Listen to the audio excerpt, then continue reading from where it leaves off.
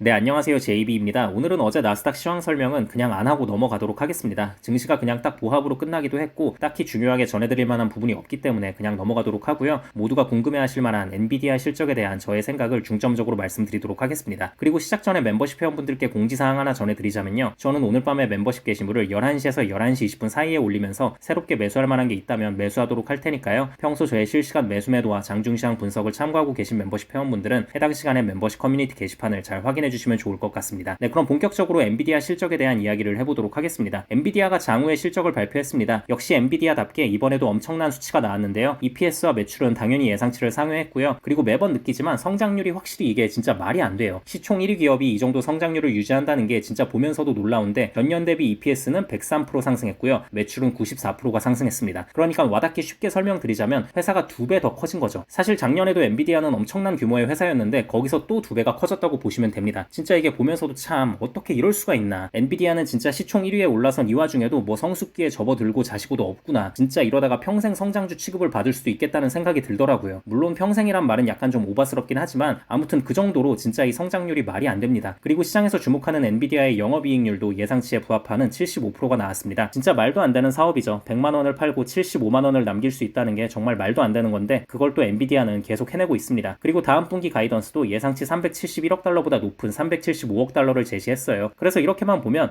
가이던스도 더 높게 제시했네, 잘했네 라는 생각이 들죠. 근데 이제 주가 반응은 미지근한 이유가 뭐냐면요. 이제 월가에서 위스퍼 넘버라고 해서 기관들이 실제로 기대하고 있는 수치로 불리는 게 있어요. 왜냐면 공식 보고서에는 혹시 삑사리가 날 경우를 대비해서 수치를 굉장히 보수적으로 잡는 경향이 있기 때문에 본인들끼리 이제 뒤에서 귓속말로 야 솔직히 그래도 이 정도 수치는 나와줘야 매수할 만하지 않아? 라고 본인들이 실제로 기대하는 수치가 있거든요. 근데 이 위스퍼 넘버가 390억 달러에서 400억 달러 사이로 잡혀 있었다는 거예요. 그러니까 이 기준으로 보자면 엔비디아의 375억 달러 제시는 기대치에 미치지 못한 거죠. 그리고 또 어떤 문제가 있냐면요. 지금 기관들마다 엔비디아의 다음 분기 매출 예상치가 너무 다 제각각이에요. 보면 막 최고치와 최저치의 차이가 70억 달러가 넘거든요. 참고로 70억 달러면 원화로 10조 가까이 되는 금액입니다. 아니 차이가 나도 정도가 있지 이건 너무 심하게 차이가 나잖아요. 그래서 왜 이렇게 차이가 나는지 봤더니만 결국 블랙웰의 발열 이슈를 어떻게 바라보고 있느냐에 따라 수치 차이가 나는 거더라고요. 블랙웰의 발열 이슈를 심각하게 바라보는 기관은 매출 예상치를 낮게 제시하는 거고 반대로 곧 해결될 단기 노이즈로 바라보는 기관들은 매출 예상치를 높게 제시한 거죠. 그래서 아무튼 이렇게 기관들조차도 의견이 다 갈리고 제대로 된 가이던스를 제대로 제시하지 못하다 보니까 투자자들도 혼란스러워하는 상황이라고 보시면 될 것 같습니다. 아무튼 엔비디아의 주가는 2%대 하락으로 마무리했는데요. 이 정도 하락폭이면 아직 방향성이 결정됐다고 보긴 힘들고요. 결국 오늘 본장 시작하고 분위기를 봐야 할 것 같습니다. 네, 그럼 지금부터는 제 개인적인 생각을 쭉 말씀드려 보자면요. 전 이번 실적 상당히 만족스러운 결과가 나왔다고 생각합니다. 물론 시장에선 기대치에 좀 못 미친 거 아니냐, 약간 애매하지 않냐 라는 이유로 분위기가 마냥 좋지는 않은데 전 개인적으로 이 정도면 너무 잘했다고 생각하고요. 결국 이제 핵심이 블랙웰 이슈를 어떻게 바라보냐에 따라 엔비디아를 긍정적으로 바라보냐 부정적으로 바라보냐 이렇게 갈리는 건데 전 아무리 봐도 다음 분기부터는 블랙웰발 매출이 폭발할 것으로 보거든요. 왜냐면 엔비디아 하청 업체들의 최근 근황을 봤을 때 4분기부터는 블랙웰 매출이 본격적으로 잘 잡힐 것 같다는 생각이 들어요. 우선 지금 미국 애틀란타에서 한창 진행 중인 슈퍼컴퓨팅 2024라는 행사에서 폭스콘이나 퀀타 같은 대만의 유명한 서버 제조업체들이 앞다투어 엔비디아의 블랙웰을 선보이고 있거든요. 그러니까 행사장에서 이 정도로 자신있게 출시할 정도면 이미 시장에 판매할 준비가 끝났다고 보는 게 맞을 것 같고요. 그리고 이거 말고도 한 3일 전에는 대렉 CEO인 마이클 델이 엔비디아 블랙웰 서버를 세계 최초로 출하했다고 자랑하는 글을 올리기도 했고 또 어제는 오라클이 엔비디아의 블랙웰을 사용해 서비스를 제공한다는 소식을 공식 X 계정에 올렸더라고요. 그러니까 이게 아무리 봐도 한두 개 기업만 이렇게 설레발을 치는 게 아니고 저렇게 여러 기업이 동시다발적으로 동시에 자랑질을 해대는데 이 정도면 블랙웰 이슈는 진짜 그냥 괜찮다고 봐야 할 것 같고요. 최근 블랙웰의 발열 이슈가 불거졌던 부분은 아마 몇몇 기업들이 억지로 맞춤 제작을 하려다 벌어진 일인 것 같습니다. 네, 아무튼 그래서 저는 최근 불거졌던 이슈는 딱히 신경 쓸 필요가 없다고 생각하고요. 그리고 이번에 보면 엔비디아의 자율주행 플랫폼 판매가 늘어나면서 자동차 사업부 매출도 크게 늘었고 또 로봇 부문 매출도 크게 늘었거든요. 그래서 이 부분이 또 미래에 어떻게 될지 모릅니다. 자율주행과 로봇은 미래 성장성이 많이 기대되는 대표적인 두 분야이기 때문에 여기서도 뭔가 하나 터트려줄 수 있는 포텐셜을 충분히 가지고 있다고 생각합니다. 사실 2년 전만 하더라도 엔비디아의 데이터 센터 매출이 이 정도로 폭발적인 성장을 할 거라고 예상한 사람은 없었잖아요. 아니 그러니까 그 당시도 물론 데이터 센터는 미래 유망 사업이긴 했지만 그게 막 진짜 이 정도로 이 데이터 센터 하나로 엔비디아의 시총을 1위까지 밀어 올리고 이렇게 폭발적인 성장을 예상했던 사람은 많지 않았을 겁니다. 그래서 아무튼 전 엔비디아가 밀고 있는 로봇과 자율주행 사업도 확실히 눈여겨볼 필요가 있다고 생각하고요. 네, 그럼 슬슬 정리하자면요. 저의 의견은 어제 실적 발표 전에 올렸던 영상에서 말씀드렸던 의견과 동일합니다. 이번 실적 발표 이후 엔비디아의 주가는 단기적인 변동성이 약간 있을 수는 있지만 변동폭이라는 게 막 예전만큼 그렇게 클 것 같진 않고 설령 제 예상과는 달리 좀 크게 빠진다고 해도 단기간에 충분히 회복 가능할 거라고 생각합니다. 생각해보면 지난번 실적 발표 때도 6%나 빠졌었는데 이거 회복하는데 별로 오래 안 걸렸습니다. 지나고 보니까 순식간에 20%나 추가로 올랐잖아요. 그러니까 이게 결국 돈 잘 벌고 성장성 좋은 기업의 주가는 오를 수밖에 없습니다. 물론 뭐 이런 얘기도 나오긴 하죠. 엔비디아의 마진율이 서서히 압박을 받고 있다. TSMC도 가격을 올리고 있어서 뭐 이래저래 상황이 마진율을 지키기 힘든 상황이다. 이런 말들 나오는데 여러분 아무리 심하게 압박 받아봤자 여전히 70%대예요. 100만원 팔면 70만원이 남는다고. 마진율이 진짜 너무할 정도로 확확 꺾이면 모를까 벌써부터 마진율 걱정을 하는 건 너무 시기상조라고 생각합니다. 아무튼 다들 그냥 이번에도 마음 편하게 지켜보시면 좋을 것 같다는 말씀 전해드리고 싶습니다. 그럼 저는 영상 초반에 말씀드렸다시피 오늘 밤 11시에서 11시 20분 사이에 멤버십 게시물을 올리면서 새롭게 매수에 들어갈 만한 게 있다면 매수하도록 할 테니까요. 평소 저의 실시간 매수 매도와 장중시장 분석을 참고하고 계신 멤버십 회원분들은 해당 시간에 멤버십 커뮤니티 게시판을 잘 확인해 주시면 좋을 것 같습니다. 네, 그럼 구독자분들 모두 좋은 하루 보내시고요. 멤버십 회원분들은 오늘 밤에 미국장 시작하면 그때 또 다시 뵙겠습니다. 감사합니다.